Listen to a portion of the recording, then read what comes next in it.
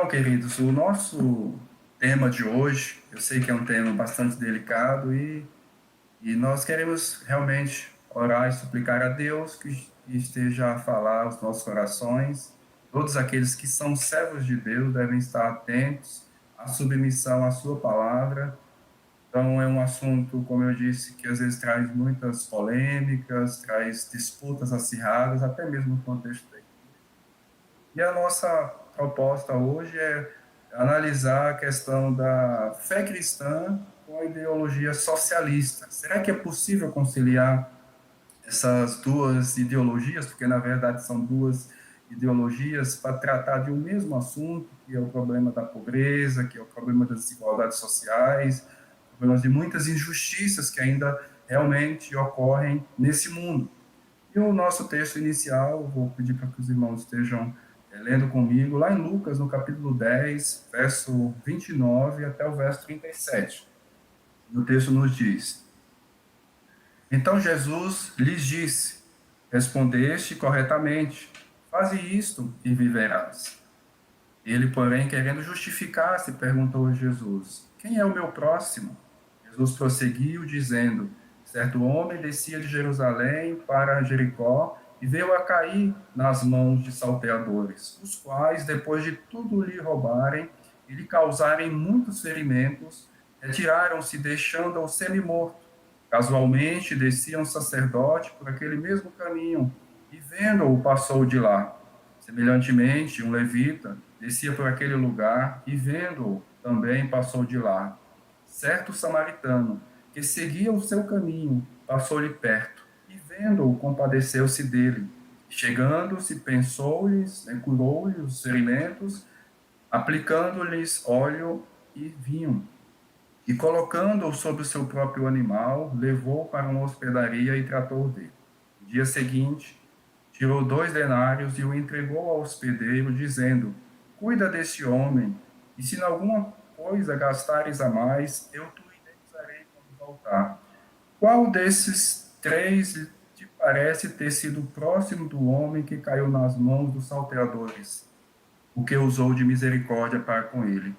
Então lhe disse: Vai e procede tu de igual modo. Vamos orar nesse instante, vamos colocar as nossas vidas na presença de Deus. Nosso desejo, como sempre, é ser submisso à palavra, né? Tem muitas coisas boas aí no mundo, algumas ideologias que a gente pode até se adequar a elas, mas, acima de tudo, nós somos servos da palavra de Deus. Então vamos orar. Pai, em nome de Jesus, mais uma vez queremos colocar as nossas vidas na tua santa presença, rogar o teu Santo Espírito que venha ministrar de uma forma poderosa aos nossos corações. Sabemos que não é a nossa argumentação, como diz o apóstolo Paulo, a minha palavra e a minha pregação não consistiu em palavras de sabedoria humana, mas em demonstração do Espírito e de poder. Ó Deus, que realmente haja demonstração do teu Santo Espírito, ó Pai, no decorrer dessa mensagem, dessa palestra, que o teu Espírito Santo, ó Deus, venha iluminar, porque somente é o Senhor quem nos convence de alguma coisa que é contrário à tua palavra. E é no nome de Jesus, confiado no sangue de Jesus, no poder dele, na sua obra maravilhosa, que continua a agir nas vidas e em todos os lugares deste mundo, que nós te suplicamos e rogamos, ó Pai, que o Senhor continue a nos abençoar e a falar as nossas vidas, não só agora, mas continuamente, em nome do Senhor Jesus. Queridos, de uma forma bem resumida, talvez em poucas palavras, o nosso tema ele trata a respeito da justiça social. E a pergunta que devemos trazer para a nossa meditação de hoje é como nós, como povo de Deus, devemos pensar e agir para socorrer os pobres, ou seja, diminuir as desigualdades e lutar por uma sociedade mais justa, menos desigual, menos opressora daqueles que são desfavorecidos. Então, eu creio que o assunto geral para nós e também até mesmo para esses movimentos, como o movimento comunista ou socialista, o que está por base de tudo aquilo que devemos agir, e assim também eles procuraram agir, é essa questão que é uma realidade. Desde o início do mundo, nós estamos num mundo que até é melhor, bem melhor, do que há décadas atrás, 40, 50 anos atrás, podemos assim dizer, mas ainda é um mundo muito desigual, muito injusto e que realmente ainda tem muita opressão em todos os lugares, inclusive nos países mais desenvolvidos do mundo, como os Estados Unidos, alguns países da Europa. Essa é uma realidade que acomete a humanidade desde o seu início. Há um artigo em inglês de um pastor chamado Samuel Sey, um pastor negro, e ele colocou como título a seguinte questão: por que os cristãos reformados são vulneráveis à justiça social? E no entendimento dele, não é porque não existam respostas bíblicas, é porque muitas pessoas estão buscando as respostas para esses problemas a partir da questão cultural, ou seja, a partir de aspectos que não são necessariamente bíblicos. E como eu disse, tudo aquilo que o cristão deve fazer, ele precisa partir daquilo que nós chamamos da cosmovisão bíblica, cosmovisão cristã, ou seja, a visão de mundo, a visão de todas as coisas a partir da perspectiva da palavra de Deus. Então, Deus não só trata de assuntos relacionados à nossa vida espiritual, à obra missionária, ou questões até mesmo de ação social, como essa que nós estamos falando aqui, mas tudo a palavra de Deus fala, incluindo política, porque o nosso assunto, de alguma forma, entra dentro do aspecto político.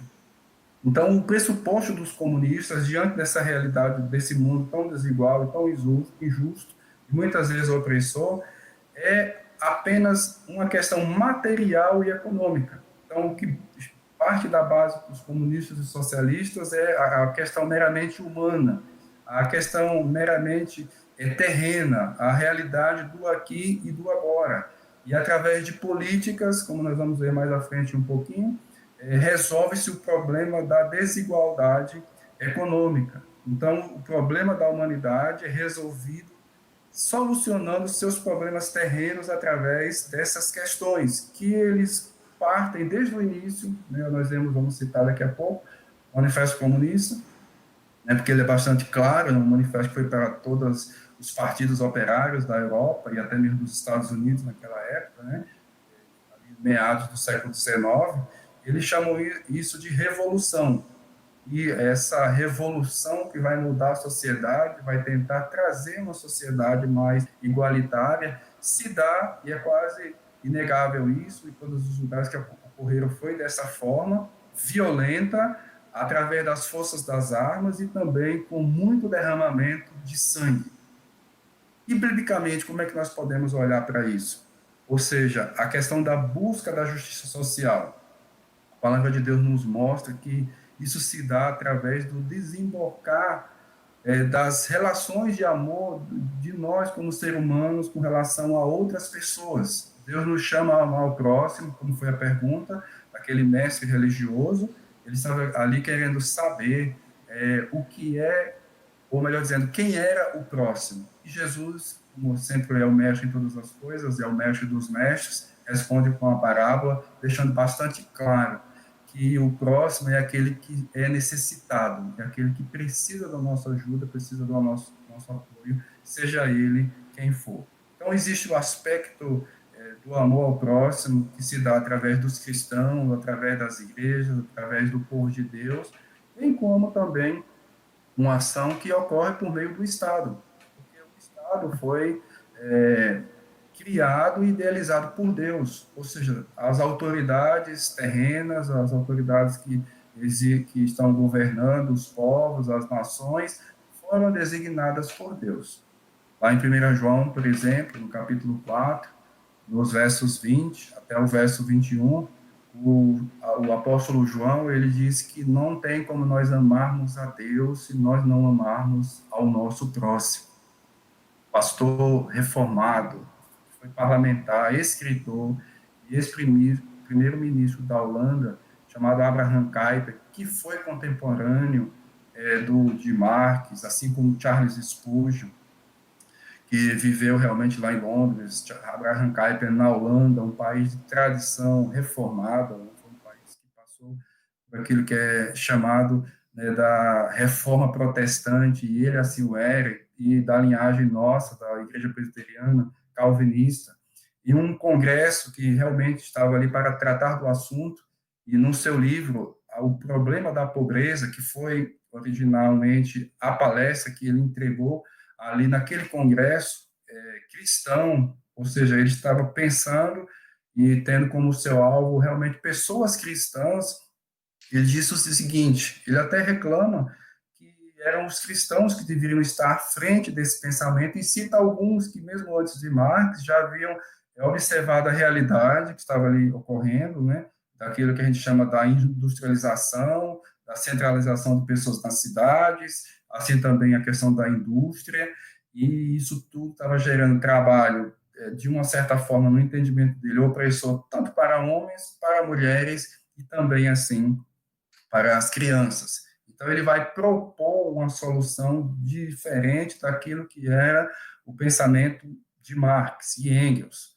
E ele diz o seguinte, abre aspas, é necessária misericórdia diante da miséria temporal e também diante do sofrimento espiritual dos homens cativos e falsos evangelhos, incluindo os evangelhos dos ideais revolucionários e de seus sonhos emancipatórios. Ele fala isso lá no sua palestra, que é um livro que foi lançado recentemente aqui no Brasil, esse ano ainda, o problema da pobreza. Então, amados, é inegável que existe e sempre existiu uma sociedade injusta e, de alguma forma, perversa, fundamentada em quê? No pecado e no engano, sendo que os maiores deles, realmente isso é claro, é o pecado da avareza e da ambição desenfreada. Como já havia observado o rei Salomão, lá em Eclesiastes, no capítulo 4, verso 1, que está escrito: vi ainda todas as opressões que se fazem debaixo do sol, vi as lágrimas dos que foram oprimidos, sem que ninguém os consolasse, vi a violência na mão dos opressores, sem que ninguém consolasse os oprimidos. Então, Salomão ele já observava que essa era uma realidade do seu tempo e, como eu disse, é uma realidade de todos os tempos, em qualquer lugar, incluindo os países mais desenvolvidos e menos desiguais deste mundo. No entanto, queridos, que é o que nós queremos aqui argumentar, você fazer uma nova citação aqui do Abraham Kuyper, ele diz o seguinte: questão social não precisa ser necessariamente resolvida por meio do entendimento socialista. Então, ele já observava os problemas, já vinha ali dos escritos desses, que não foi só Marx, obviamente haviam outros. Charles Spurgeon também, no seu tempo, já denunciava, né, a ideologia e o pensamento socialista e as consequências nefastas e terríveis para a igreja e para o povo de Deus. Então, qual é a proposta comunista socialista original? E também atual, irmãos, porque nos partidos mais que... Alguns já se identificam como comunistas e outros como partidos de esquerda.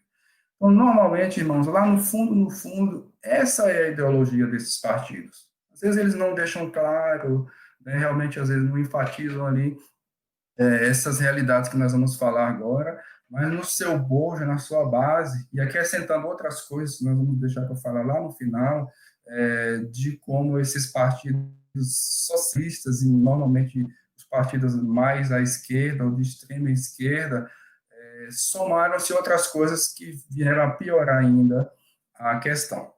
Então, lá no Manifesto Comunista de Marx e Engels, no ano 1848, que foi a sua primeira edição, no segundo capítulo, né, o título Proletários e Comunistas. E ali o livro deixa bastante claro qual é o objetivo. E abre aspas. O objetivo imediato dos comunistas é o mesmo que todos os demais partidos proletários. Constituição do proletário em classe, derrubada da supremacia burguesa, conquista do poder político pelo proletariado. Eu não vou citar as páginas, porque às vezes cada edição vai ter uma diferença. Então, no cerne, amados, do pensamento comunista está uma mudança total naquilo que é chamado o status quo da sociedade, ou seja, daquilo que estava estabelecido. E nós sabemos, irmãos, que é realmente difícil mudar uma sociedade. Vamos dar o exemplo da cultura de corrupção no nosso país. Houve alguma mudança, né, de alguns anos para trás, com operações do Poder Judiciário, através, né, por exemplo, da Lava Jato, não só a Lava Jato, político também houve uma tentativa de melhorar essa questão, mas a gente sabe que é muito difícil uma transformação total dentro de pouco tempo. Então, realmente, o pensamento comunista, o que eles querem fazer é essa mudança, e essa mudança se dá de uma forma radical, principalmente em termos de riqueza e também em cultura em geral, porque é através da mudança, como eles vão propor, de uma forma radical, é que a sociedade vai mudar e vai ser uma sociedade mais, no entendimento deles, justa. Por isso que nós começamos a falar que o nosso assunto aqui básico é a questão da justiça social. Então, segundo eles, né, os autores do livro, houve uma transição do sistema feudal para o sistema burguês, mas isso não mudou muito a situação daqueles que estavam com a mão na massa, ou seja, não mudou muito a situação do trabalhador ou do proletariado. Logo, essa mudança proposta por eles vai se dar de uma forma radical. Lá, ainda no Manifesto Comunista, está escrito: os comunistas podem resumir sua teoria numa única expressão: supressão da propriedade privada. Então, a base de tudo, no entendimento deles, é acabar, né, com as propriedades privadas, com aqueles que realmente são donos, né, das indústrias, das terras e tudo mais. Né, aí a gente vai ver mais para frente a proposta, né, às vezes eu quero adiantar algumas coisas, mas nós vamos observar quais foram as propostas, passo a passo, que eles disseram que, se isso fosse implantado, o mundo, segundo eles, seria melhor. Então, o sistema de geração de riqueza, né, gerado ali por essas propriedades privadas, só gerava riqueza para os proprietários. Então, o problema humano girava em torno dessa situação antagônica, dessa situação conflitante. Segundo eles, o sistema capitalista explora o trabalho assalariado. E o ideal é o quê? Abolir a propriedade privada para que os trabalhadores, os proletários, possam usufruir do capital. E como é que isso vai acontecer? Através de revoluções armadas. Isso, queridos, é só ler os livros de história. Revolução Russa foi assim armada, assim foi a Revolução em Cuba, né, como eu disse, meados da década de 50, foi assim na China, foi assim na Coreia do Norte, né, houve ali a guerra entre as duas Coreias, né, nós temos um pastor amado aqui, do nosso presbitério, que vem desse momento exilado, né, dessa guerra da Coreia, pastor muito abençoado, Lee Jong-hee. Nós vemos que o Vietnã foi assim, a famosa guerra do Vietnã, realmente foi uma loucura aquela guerra, né, décadas de guerra, e no final os comunistas, né, ali tendo o suporte da Rússia e da União Soviética, venceram, os Estados Unidos saíram, Camboja, país vizinho, eles já estavam também já nesse mesmo sistema comunista, e assim, queridos, outros países que adentraram por isso, né, incluindo um bem vizinho aqui nosso, que é, de fato, a Venezuela. E agora eu quero que você preste atenção num detalhe. Na experiência prática, esse governo do proletariado e em prol do proletariado existiu? Sejamos francos, né? Principalmente vocês que acham que tem alguma coisa boa, né, na questão do pensamento da ideologia comunista. Funcionou? E nós sabemos, queridos, que isso nunca aconteceu. Quando nós falamos isso, alguns falam, não, mas é porque de fato não foi implantado o verdadeiro comunismo. Nunca vai funcionar. É uma coisa que ela é desfuncional, por natureza não vai dar certo, a não ser que surjam pessoas para estarem à frente, assumam o governo e o poder com mãos de ferro, ou seja, através de ditadores, e junto com os ditadores existiam os tecnocratas, né? Então, sempre houve desigualdade, porque a liderança sempre usufruiu de uma vida boa e as pessoas que estavam ali do lado da mesma forma. Né? Existe um livro, né, que é filme também, A Revolução dos Bichos, que vai mostrar isso. E o engenheiro do Havaí também cantou uma música que fala sobre isso. Todos são iguais, mas um mais iguais do que os outros. Não existe essa sociedade que todo mundo vai ser igual. O que eles querem é um paraíso terreno que nunca vai existir. Assim como as igrejas da teologia da prosperidade querem trazer um pensamento como se o céu fosse aqui na terra. Não vai ser. Não adianta a gente achar que um dia vai ficar tudo a mil maravilhas aqui na terra, porque não vai. A Bíblia, pelo menos, nos fala isso. Né? No livro de Apocalipse, nas pregações também apocalípticas do nosso Senhor Jesus Cristo. Então, nesses países onde foram implantados, continuaram as desigualdades e agora, sem iniciativa privada, sem liberdades políticas, sem liberdade familiar, querendo intervir dentro da família e bem assim como nas liberdades individuais. Ou seja, queridos, não tem como, nos lugares onde o comunismo e o socialismo é implantado de uma forma plena, o Estado se torna um Deus. O Estado é Salvador. E nós sabemos, irmãos, que só existe um e suficiente Salvador, que é Jesus Cristo. E nesses estados onde é implantado e que eles acham que a solução é apenas material, né, seus ditadores, eles são seus profetas inquestionáveis, adorados, como na Coreia do Norte, estátuas, né, vai passando do avô para o pai, agora o atual ditador da Coreia do Norte, assim também na China, de alguma forma, foi acontecendo isso, depois mudou um pouco, mas não deixa de ser uma ditadura naquele país. E assim, queridos, um outro desdobramento dessa ideologia comunista é que a família também, né, do ponto de vista tradicional e do ponto de vista bíblica, ela também precisa ser abolida. Alguém pode falar, mas isso aí já é um exagero, pastor. Não, queridos. 1848, lá no Manifesto Comunista, está escrito, abre aspas, e a primeira frase é com a exclamação: supressão da família. É o que eles falam. Supressão da família. Até os mais radicais se indignam com esse propósito infame. Eles entendem que isso é complicado mesmo. E Marx e Engels escrevem: até os mais radicais se indignam com esse propósito infame dos comunistas. Censurai-nos por querermos abolir a exploração das crianças pelos seus próprios pais. Confessamos esse crime. Eu sei que realmente havia isso naquela época. Dizeis também que destruímos as relações mais íntimas ao substituirmos a educação doméstica pela educação social. Onde o comunismo entrou, eles queriam um mínimo de interferência da família na vida dos seus filhos. Aconteceu, irmãos, coisas terríveis e bárbaras com relação aos filhos, porque agora eles queriam que os filhos aprendessem apenas. Isso aconteceu, por exemplo, no Camboja.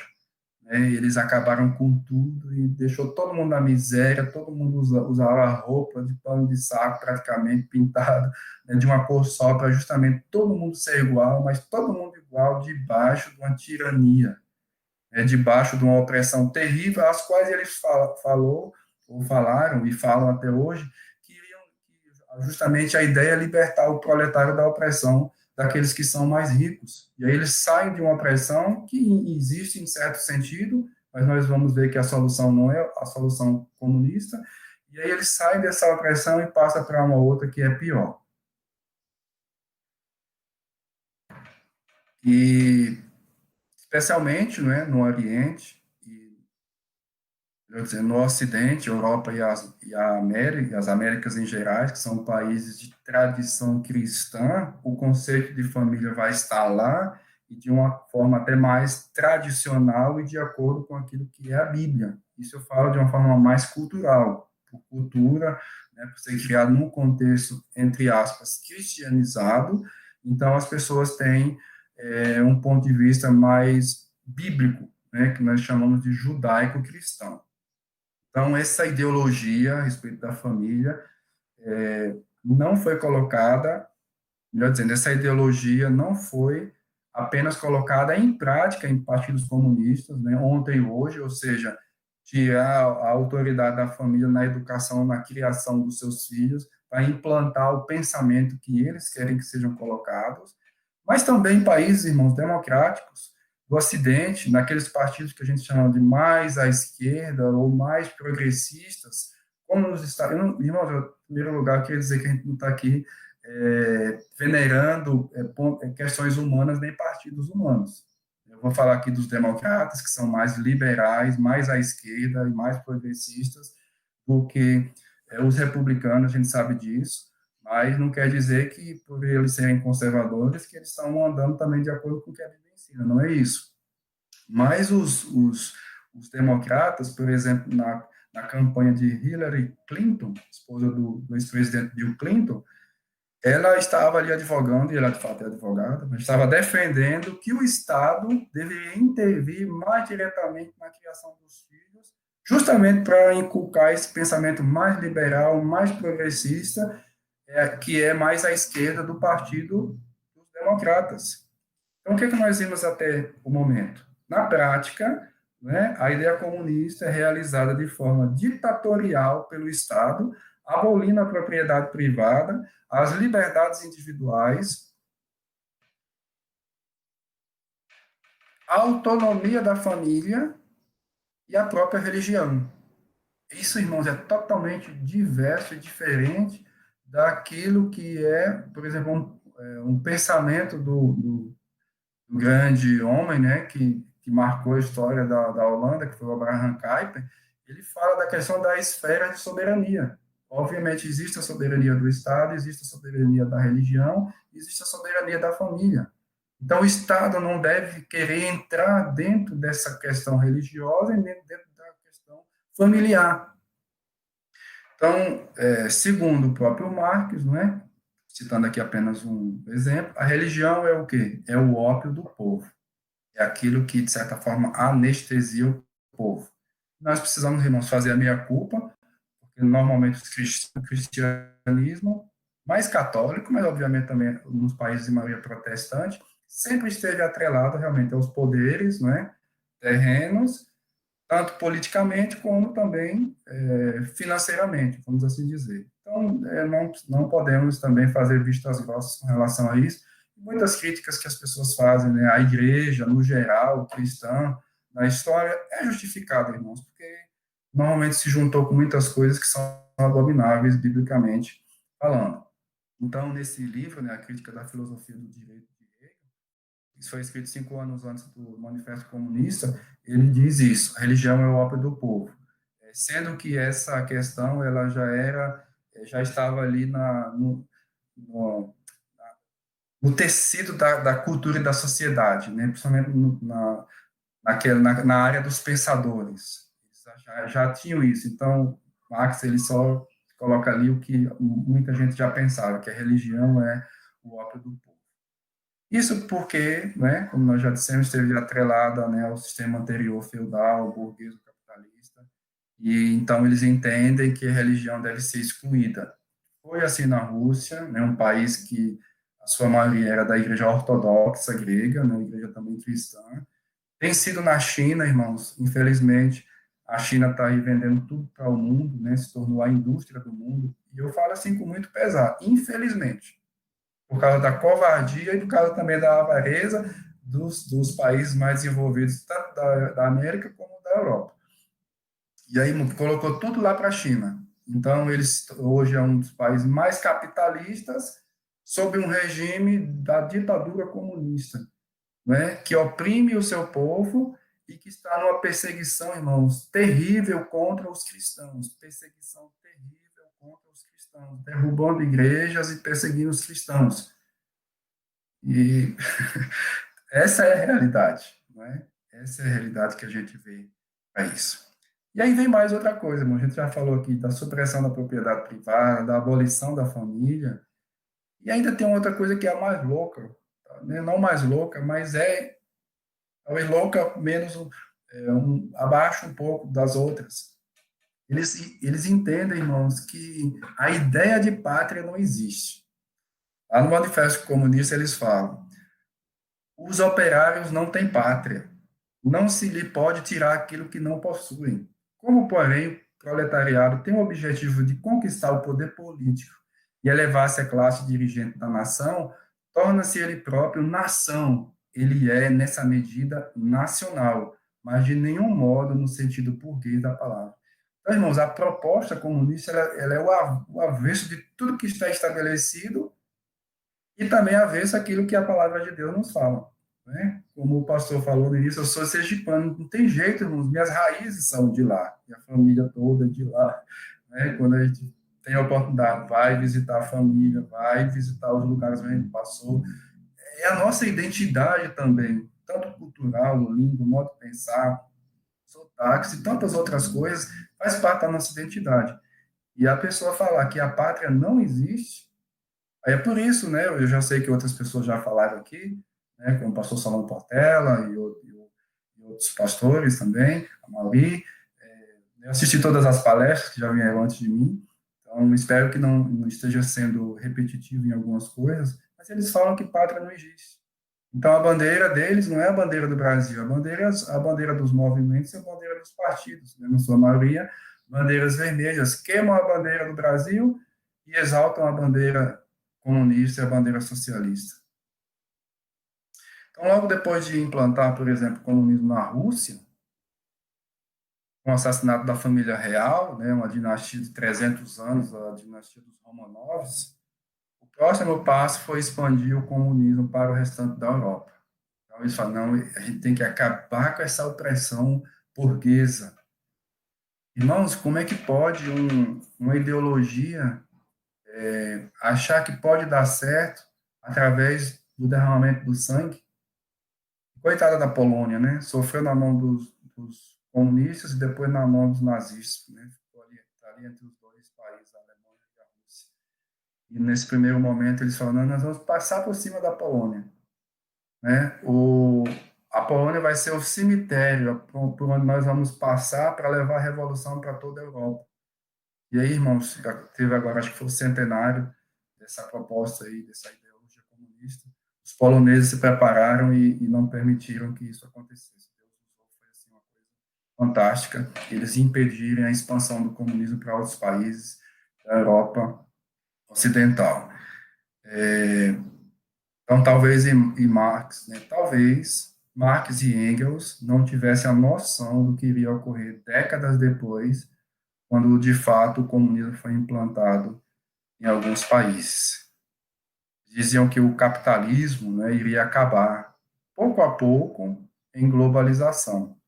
E a ideia deles era justamente, como a Rússia tentou e conseguiu, né, no todo o leste europeu ali, apressar esse processo. E eles disseram, abre aspas, à medida que for suprimida a exploração do homem pelo homem, será suprimida a exploração de uma nação pela outra. Nossa, isso aí não funciona, não está certo. Às vezes a pessoa, não existe isso, não vai, é céu, é só o céu que vai acontecer. Isso aqui na Terra, irmãos, está tudo muito misturado, corrompido, né? A natureza do homem decaída, a pessoa assume o poder e daqui a pouco não quer mais sair do poder, né? Então a gente viu isso aí em vários lugares. E aqui eu quero finalizar com essa parte do Manifesto Comunista para tentar trazer algumas respostas cristãs, respostas bíblicas para essa questão da desigualdade, né, e da opressão que a gente sabe que existe no mundo. Então, vou aqui falar assim do passo a passo, né, daquilo que os comunistas e Marx e Engels falaram que deveria acontecer, principalmente naqueles países que estavam mais adiantados, né, os países da Europa, e também, né, a Inglaterra. Eles falaram o seguinte, na prática, como é que isso deve acontecer? Expropriação da propriedade latifundiária e emprego da renda da terra em proveito do Estado, imposto fortemente progressivo, abolição do direito de herança, confiscação da propriedade de todos os emigrados e sediciosos, ou seja, aqueles que vão contra, né, o sistema, centralização do crédito nas mãos do Estado por meio de um banco nacional com capital do Estado e com monopólio exclusivo, centralização nas mãos do Estado de todos os meios de transporte, multiplicação das fábricas e dos instrumentos de produção pertencentes ao Estado, erroneamente, arroteamento, melhor dizendo, das terras incultas e melhoramento das terras cultivadas, segundo um plano geral, Trabalho, veja só, trabalho obrigatório para todos, organização de exércitos industriais, particularmente para a agricultura, combinação do trabalho agrícola e industrial, medidas tendentes a fazer desaparecer gradualmente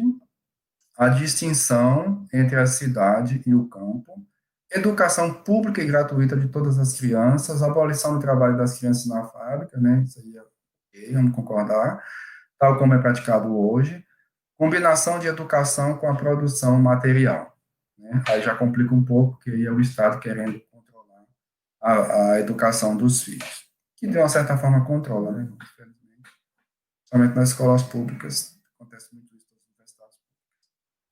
E finalizando a participação aqui do famoso manifesto, ele conclui o manifesto comunista da seguinte forma: os comunistas se recusam a dissimular suas opiniões e seus fins. Eu não quero discutir, né?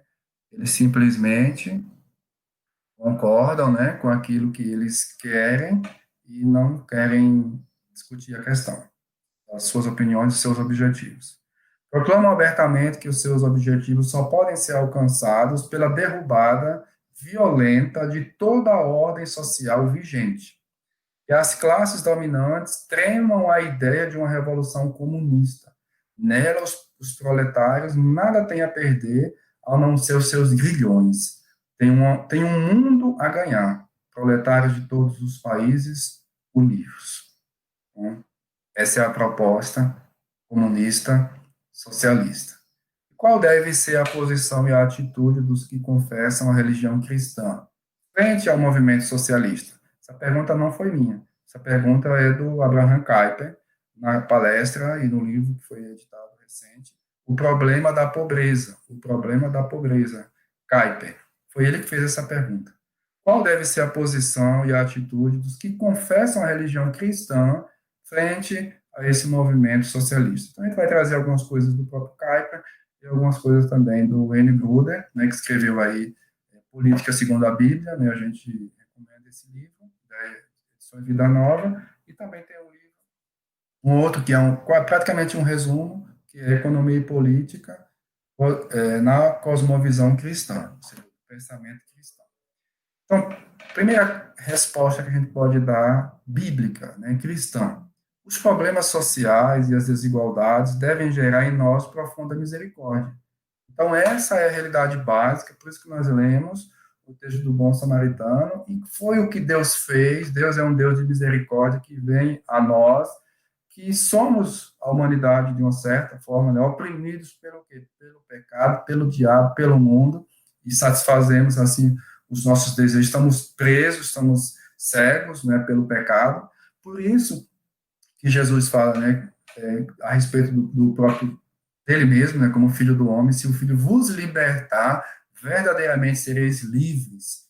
Então, quando isso acontece, é porque Deus foi misericordioso conosco, Deus foi cheio de graça, Deus veio ao encontro das nossas necessidades primordiais e mais importante de todas, que é a necessidade espiritual. Mas isso não quer dizer que isso não deve se desembocar para a questão humana ou humanitária.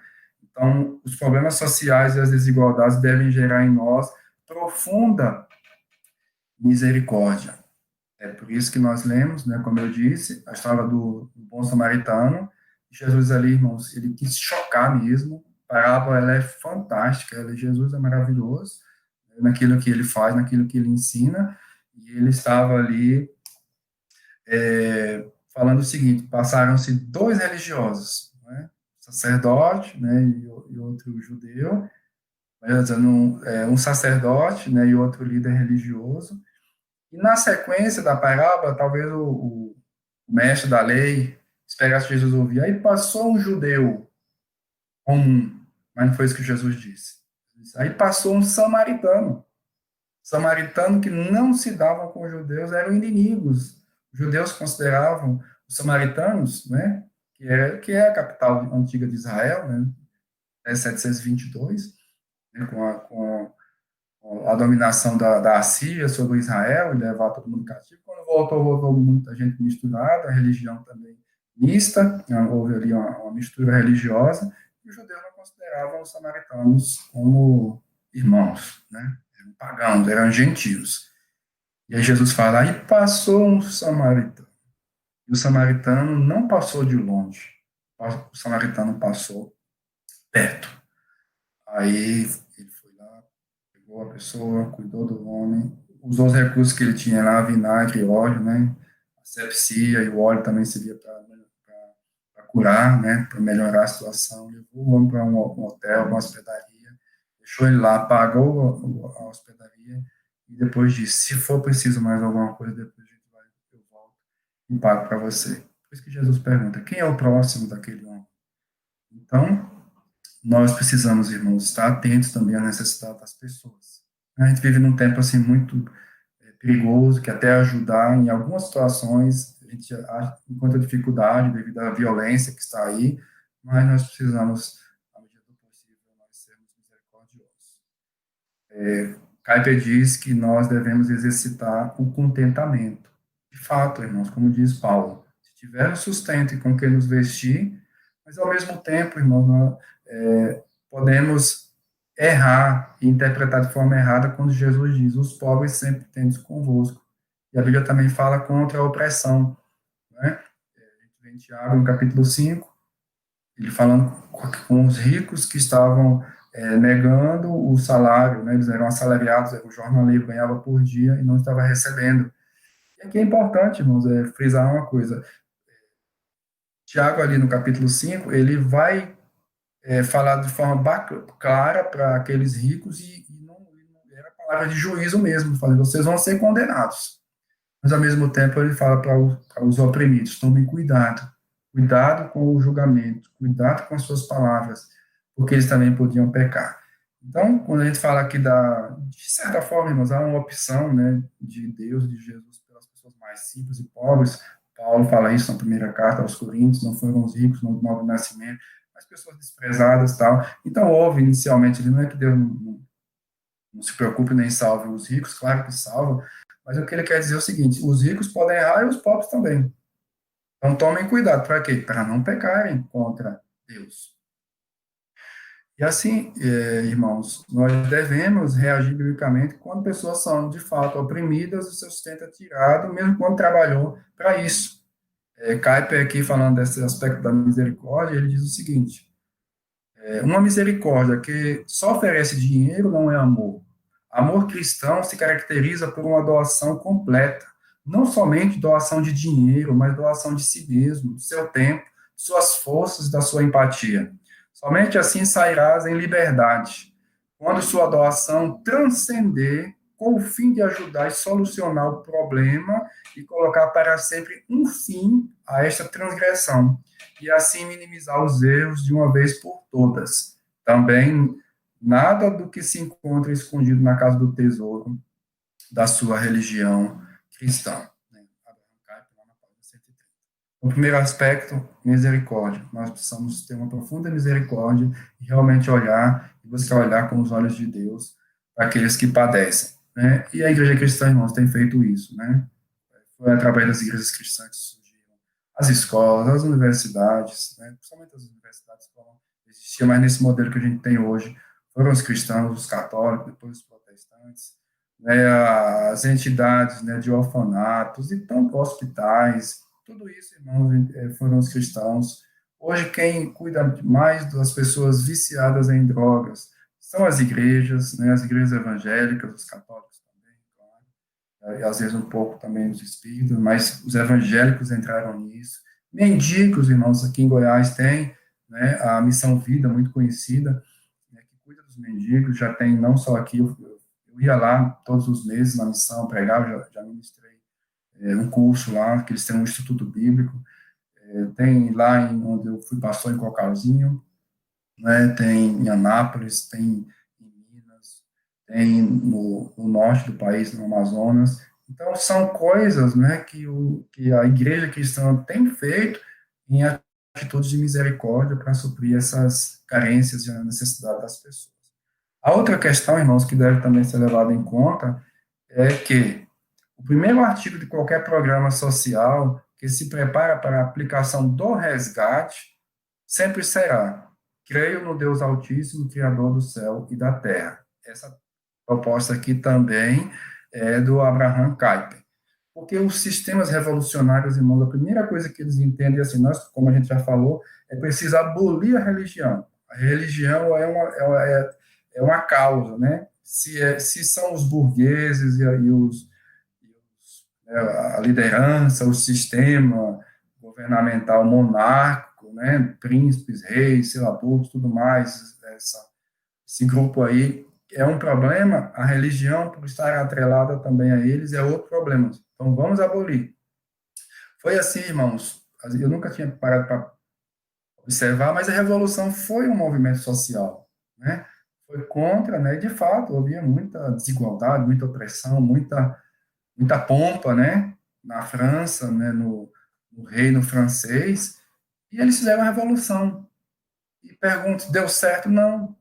Só foram 10 anos de revolução, porque em 1799 Napoleão toma o poder, ele era um dos generais, estava em uma campanha no Egito, ele volta e toma o poder juntamente com mais dois, e depois ele assume o poder sozinho e quer implantar a sua ideologia, né, o restante da Europa, e é por isso que a família real portuguesa, né, veio morar no Brasil, fugindo de Napoleão. Então, mas a Revolução Francesa foi isso, foram 10 anos, irmãos, e aquela guilhotina funcionou. Funcionou com os líderes da Revolução e depois os próprios líderes também foram guilhotinados, o rei, a rainha, guilhotina. Em um mês, às vezes, 800 pessoas eram guilhotinadas porque se fossem contra o sistema. Então, uma das primeiras experiências socialistas que a gente observa foi a Revolução Francesa. E era totalmente contra, irmãos, a religião e desenvolveu algo que foi pior, né, a qual nós falamos, que é o contrário da misericórdia. Trouxe um individualismo muito grande para a vida das pessoas. Não funcionou, também não deu certo. Então, ele fala aqui que tem que colocar Deus. E é interessante, irmãos, quando a gente observa os exemplos de alguns países que eles se fundaram, né, ou se fortaleceram baseado na questão de colocar Deus. Eu sei que às vezes, como é que eu posso falar? Há um cristianismo cultural, a gente sabe disso, né? Assim como hoje, né? Permita-me dizer, eu não considero nem o presidente dos Estados Unidos, nem o Brasil cristão.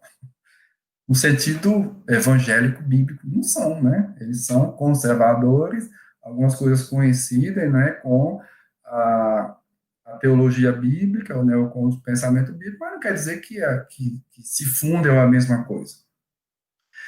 Então, esses movimentos, eles querem diminuir, né, os poderes autoritários e melhorar a vida da sociedade e desembocam em sistemas,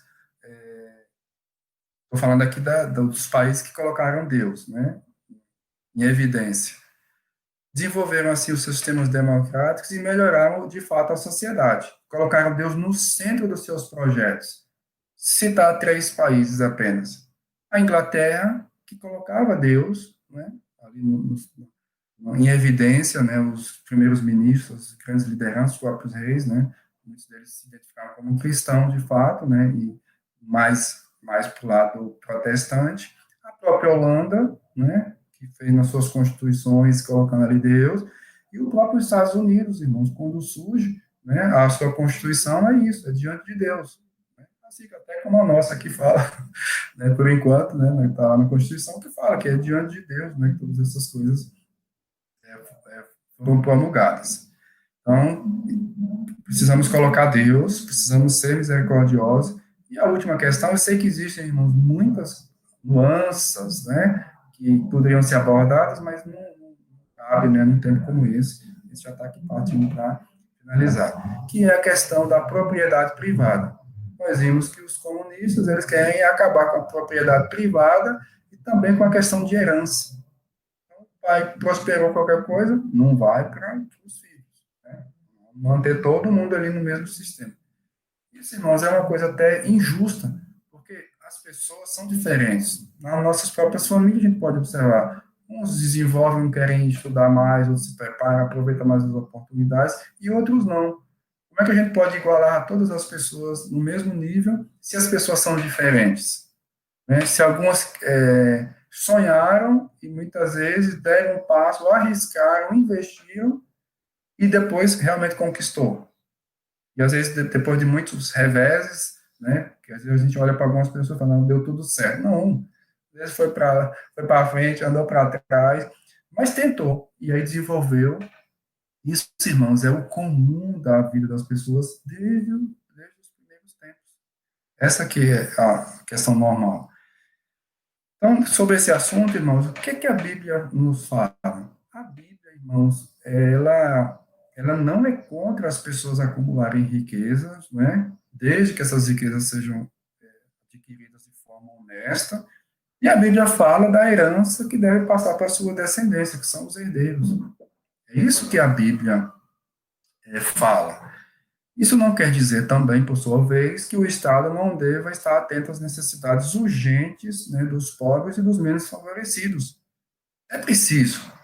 Nós temos aqui no nosso país, né, programas que tentam diminuir essa desigualdade e acudir as pessoas que são menos favorecidas, né?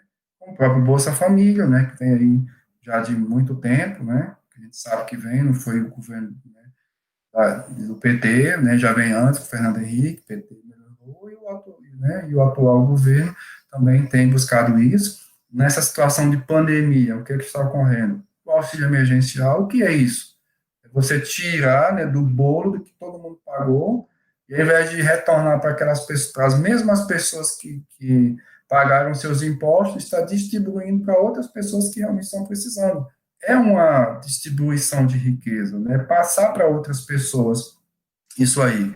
Então, o Estado, ele pode e tem a obrigação de fazer essas coisas, né? Então, isso aqui é importante frisar, só porque a solução não pode ser apenas assistencialista, né? Não é só dar o peixe, se a pessoa está com fome, você dá.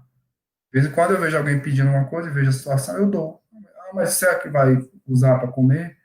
Né? Às vezes ele não tem como dar uma cesta básica, dá o dinheiro mesmo.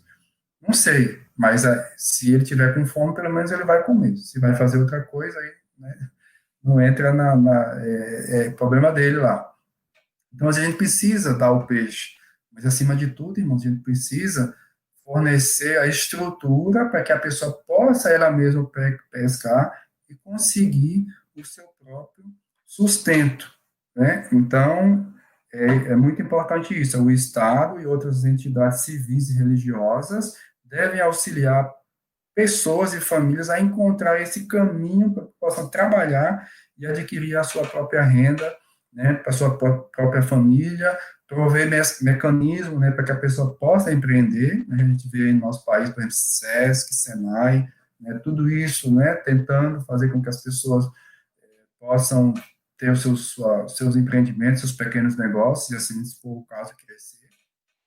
Como eu citei o teólogo Wayne Grudem, né, tem um livro grosso de teoria sistemática, mas tem entrado também nesse aspecto mais da cultura, principalmente política e economia.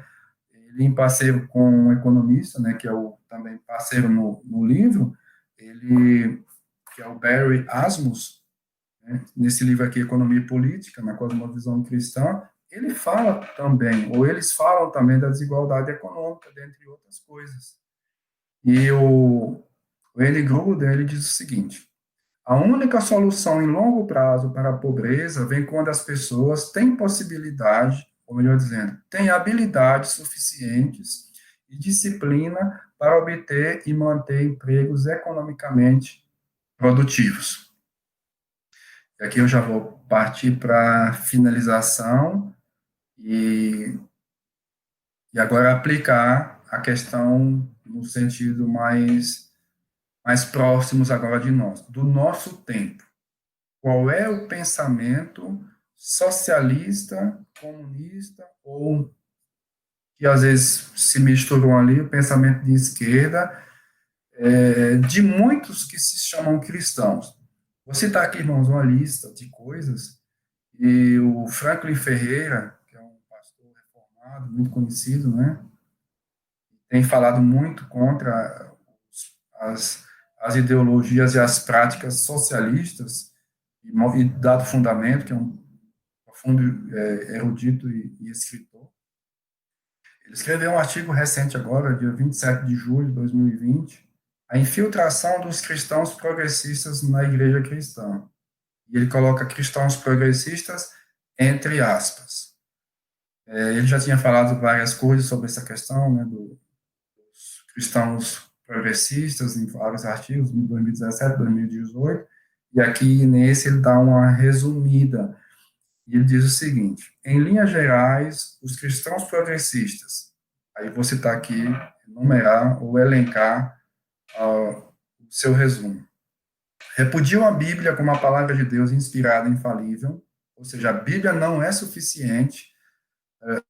Segundo eles, não conseguem tratar do problema social ou das desigualdades sociais, e aí vai apelar para o profeta Marx, Engels e tantos outros, não vou citar mais nenhum nome, né? Então, repudiam a Bíblia como a palavra de Deus inspirada e infalível. Falam da irrelevância da trindade ou defendem o teísmo aberto, né? Trindade todo mundo já sabe, já fala que Deus é um e subsiste em três pessoas, Pai, Filho e Espírito Santo, né? É um só Deus, em três, e cada um é distinto um do outro. Essa é a teologia básica a respeito de Deus, da divindade. E defende o teísmo aberto. O que é o teísmo aberto? Né? É aquele entendimento de que Deus ele não tem autoridade e ingerência aqui na Terra. Em outras palavras, eles negam a soberania de Deus. Eles falam o seguinte: tem algumas coisas que Deus já determinou, né? Já falou do Apocalipse, né? Já falou de Jesus, que se cumpriu no tempo, né? No espaço, né? As profecias a respeito do Messias, mas nem tudo é Deus. Então a história está aberta. E aí nós é que devemos fazer as coisas acontecerem por si só. Nem Deus sabe o que vai acontecer. Então, irmãos, é uma coisa assim, fora daquilo que a palavra de Deus nos ensina a respeito da soberania total de Deus. Não cai, né, um pardal, nem um fio de cabelo, por isso que os carecas precisam se contentar. Não cai um fio de cabelo se não for da vontade de Deus. São indiferentes aos ensinos sobre o pecado original e pessoal e a salvação pela graça. Repudiam o nascimento virginal de Cristo Jesus, seu sacrifício expiatório e substitutivo na cruz, e a sua ressurreição corporal. Rejeitam todo e qualquer milagre ou sinal divino. São críticos das igrejas ou se tornam desigrejados. Uma das coisas que é mais doída para o pastor é quando alguém fala o seguinte: não precisa ir para a igreja. E eu pergunto: onde é que está na Bíblia isso, que não precisa congregar?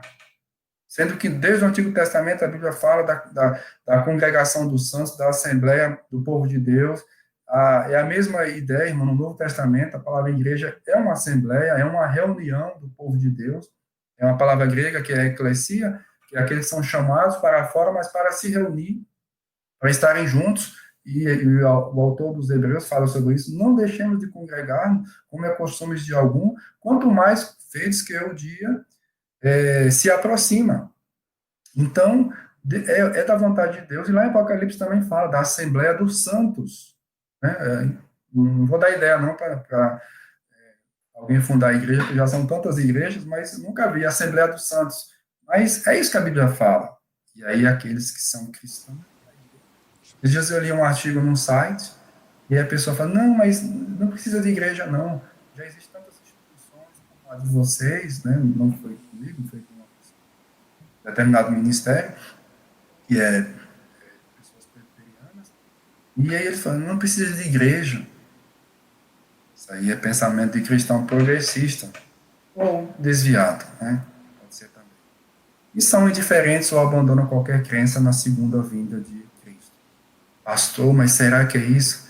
Irmãos, os cristãos que começam a entrar e se adequar a esse pensamento de cristão progressista, essa é a base dos teóricos dos cristãos progressistas. A pessoa pode até achar que é um cristão progressista e não acreditar em tudo aquilo que eu falei aqui, ou desacreditar, né? Porque essas, irmãos, são as doutrinas centrais da fé cristã. E os cristãos progressistas, eles rompem com aquilo que é a essência do cristianismo. Sobra o quê?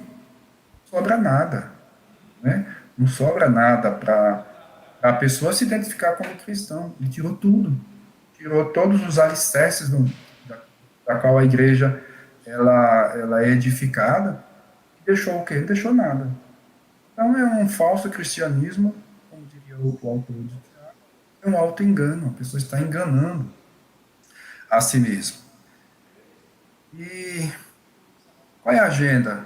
Agora a gente falou dos comunistas e os socialistas de hoje também, eles foram abraçar, melhor dizendo, os comunistas de hoje ou da esquerda, né, abraçam esses pensamentos lá de Marx, principalmente, essa ideologia socialista e comunista, e aí vem trazendo outras bandeiras para dentro do lado do espectro, vamos assim dizer, da esquerda. E aí, quais são essas questões aqui? Então, Franklin Ferreira, ele enumerou da seguinte forma. A agenda desses chamados cristãos progressistas torna absoluta toda a agenda atrelada aos anseios centrais da esquerda e da extrema esquerda, defendendo ferrenhamente, veja só, a união homoafetiva e a redefinição do conceito de família, coisa que já estava lá na base do Manifesto Comunista. Defesa do aborto, irmãos, é porque não tem como citar tudo, mas os comunistas já também defendiam isso como controle de natalidade. A Abraham Kuyper acha assim, por isso que a gente precisa ir para outros lugares, para outras, né, que eles chamam de colonização, e aí já é outra problemática, né, que nós não vamos entrar. Mas realmente existem outros lugares, tem muita terra, tem muito lugar para as pessoas começarem uma nova vida. Como foram aqueles primeiros peregrinos protestantes que saíram, né, da ilha da Grã-Bretanha e foi, né, tinha em outros lugares também, mas essencialmente eram cristãos reformados que começaram o que é chamado os Estados Unidos hoje, né, em Massachusetts, que era uma etnia indígena.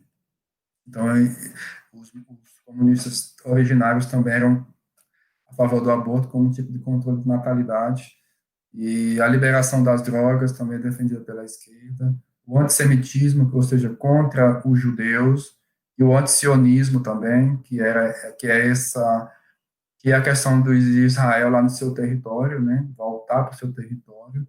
O assunto é polêmico demais, mas a gente sabe, né, irmãos, que há poucos anos atrás, um dos presidentes do nosso país, eles foram lá para a Palestina, defendeu a Palestina, financiou grupos terroristas dos palestinos em detrimento de Israel. Então, é uma mágoa que os israelenses sentem até hoje. Estou aqui também defendendo plenamente Israel, mas uma boa parte eles têm razão em algumas coisas. E, e eles também são contra Israel. Segundo eles, Israel é que é um Estado terrorista. Se os irmãos forem observar e for ver mesmo a realidade dos fatos, não que às vezes a mídia mais esquerdista e progressista defende, mas normalmente Israel ele responde aos ataques que eles recebem. E aí no final fica para a população alimentado por essa mídia que o Estado de Israel é terrorista. Só que Israel, não sei se os irmãos sabem, o território da Palestina é Israel, né? Quem fornece a água, quem fornece o telefone, quem fornece tudo é Israel. Então, eu espero que um dia surja um Estado palestino. Gostaria que surgisse mesmo, para ver se acabava com isso, se eles entravam em paz ali. Mas, então, tem isso aí, é uma questão. A divisão marxista da sociedade em categorias de opressor, de oprimido e vítima, né? Às vezes se torna tão chato, irmãos, morre uma pessoa, aí a pessoa foi uma pessoa famosa. Não estou nem falando aqui do ator de Chadwick Boseman, né? Do Pantera Negra, que fez também outros personagens muito bons no cinema. Mas morreu um artista recentemente, ela era negra e era mulher. Então, as pessoas, irmãos, será que o que ela fez era simplesmente porque ela era mulher e negra? A gente fica dividindo, batendo, não, fulano é negro, isso foi bom porque foi o negro que fez, foi o branco que fez. Enquanto a gente ficar fazendo isso, irmão, a gente vai ficar dividindo a sociedade. Vamos falar que a pessoa tem talento, que lutou e conseguiu. Pronto. Não precisa dizer era negro, era mulher. Precisa. Isso é o meu ponto de vista. Outra coisa, irmãos, uma política identitária que divide a sociedade sem nenhum interesse de reconciliação. É isso que a gente está falando. Né? É como se quem fosse mais um pouco para o lado da direita ou que fosse conservador é contra todas essas coisas, é contra o pobre, é a favor da desigualdade, é a favor da opressão, do sistema capitalista. Irmãos, não é isso, né? Vamos tentar equilibrar aí a coisa, mas o que passa é isso o tempo todo, né? A gente vive uma guerra de narrativas, tanto da esquerda como da direita. Eu até estou um pouco quieto com relação a isso, porque tudo tenta maximizar só e enfatizar os erros, mas não olha para os seus próprios erros, os erros dos outros. A crença de que todos os homens brancos são responsáveis pela opressão branca e que o homem branco cristão é o opressor, o diabo, como disse James Cone. E a igreja branca é o anticristo, como disse Jeremiah Wright. Irmãos, eu vou falar uma coisa aqui que dá muita tristeza. Em alguns lugares da Europa, se uma mulher branca ela foi estuprada por um imigrante ou por uma pessoa da cor negra, a vítima não é ela, porque parte do ponto de vista que o branco ele sempre é racista e que ele é opressor. Irmãos, que mundo é esse? A gente está falando da Europa, dos países desenvolvidos, um país de uma cultura que devia fazer toda a diferença, mas está entrando por esse caminho aí. A satanização dos opressores e imposição dos indivíduos, aos indivíduos, melhor dizendo, de pagar por opressões históricas das categorias a que pertencem. A gente vê isso. Irmãos, foi uma barbaridade. Eu nem gosto mais de falar os escravos ou ex-escravos. Não, eu acho que a gente tem que falar de pessoas escravizadas. Pessoas que foram escravizadas, né, por causa da sua, não foi bem da sua cor, porque foram os próprios negros africanos que guerreavam entre si e forneciam, e os capturados vendiam como escravos para o mundo, né, principalmente para a Europa e para as Américas. Mas, então a gente tem que agora pagar por uma coisa que aconteceu em questões históricas, que realmente traz até hoje algumas consequências, a gente sabe que tem. Mas como é que a gente vai fazer para tentar reparar isso? Então, é preciso vigiar com relação a isso. Outra coisa que o Franklin Ferreira coloca é que aqueles que não concordem com ele são o quê? Essa diz a ladainha. Se discorda deles, são fascistas, homofóbicos, racistas, misóginos e etc. Ah, não é porque é mulher, não é porque é negra, é porque não gosta de homossexual. E se você discorda, então você é fascista. Outra coisa, a fé de que o Estado controlador sob o domínio do partido pode moldar e controlar a sociedade civil, levando-a a um milênio secularizado. Como eu disse, o céu não vai ser aqui na Terra. Não existe sistema, por melhor que seja, vai ter problema, vai ter desigualdade. E isso é uma realidade. Este é o evangelho, entre aspas, que os cristãos progressistas também, entre aspas, têm para oferecer. Bom, vamos pensar. Isso pode conciliar com o pensamento bíblico mesmo? A Bíblia, de fato, para esses cristãos progressistas, é a única regra de fé e de prática? Eu quero finalizar agora com as palavras do estadista reformado, Abraham Kuyper, quando ele disse o seguinte: tudo que se pode sussurrar aos nossos ouvidos aqui é o comovente e eloquente chamado do bom samaritano. Há sofrimento ao teu redor, e os que passam por este sofrimento são teus irmãos, compartilham a mesma natureza, são de tua própria carne, de teus próprios ossos. Tu poderias estar no lugar deles, e eles em tua posição privilegiada. E agora o Evangelho vos fala de um Redentor da humanidade, que, mesmo sendo rico, fez-se pobre por amor de vós, para vos tornar ricos. O Evangelho nos faz ajoelhar e adorar uma criança, mas que nasceu em um estábulo. Uma criança que foi deitada em uma manjedoura e envolta em faixas.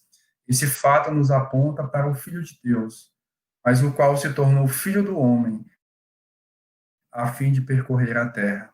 Indo da rica Judéia à pobre Galiléia, chegando-se naquela desprezada Galiléia, aos que ali se encontravam necessitados ou pressionados pelo sofrimento. Sim, este evangelho vos fala de um único Salvador, que, antes de partir deste mundo, inclinou-se com vestes de escravo a fim de lavar os pés de seus discípulos um a um.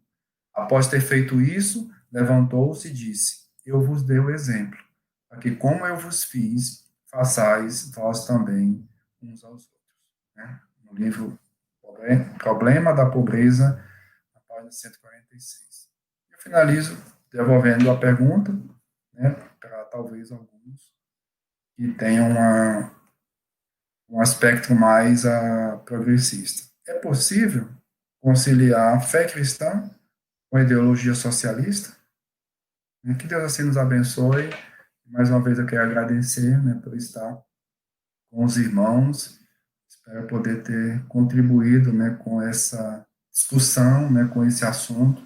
E que Deus nos ajude a gente não olhar, como eu disse, para o que a cultura, o que pensadores ou filósofos que não são cristãos, até mesmo ateus, dizem, mas para aquilo que a palavra do Deus vive, ela nos fala. Vamos fazer uma oração e aí depois o Manuel fica aí. Pai, nós te louvamos, te agradecemos, ó Deus, porque de fato a tua palavra é a luz para os nossos caminhos e a lâmpada para os nossos pés. Ó Deus, Jesus é a luz da vida, ele é que ilumina os nossos entendimentos e faz cair, ó Deus, todos os rudimentos, ó Deus, dos pensadores, das filosofias, daquilo que é mundano, assim como Paulo argumenta para os de Colossenses, para os de Corinto, que muitas vezes eram enredados e levados por pensamentos filosóficos, realmente às vezes bem organizados, bem expostos e até muitas vezes complicados, sofisticados, mas não é isso que a tua palavra nos fala, Pai, muitas vezes.